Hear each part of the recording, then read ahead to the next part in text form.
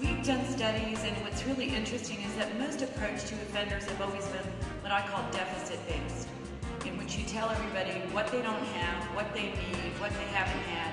If you talk to an offender, and I talk to a lot of them both beyond and behind the bars, if you ask them to give you a list of their deficits, they can go on for days. If you ask them their strengths, they look at you and they're sometimes really, really lost.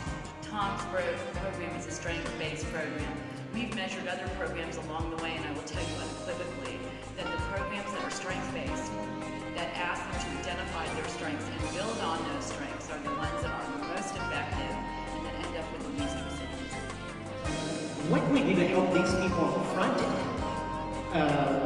so that they don't spend a lot of time wasting away in jails? And I think that the key to that is probably improving the indigent council and indigent representation in the country. When we started our organization, we had 17 men of color the first day coming to the program.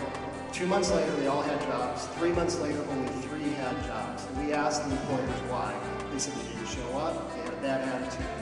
Right? We knew right then that it wasn't just about training somebody in a technical way. It was about having them understand who they are and find their own sense of confidence and dignity, so when they walk into a room, they can have that relationship, this conversation that you and I are having. And that is the key.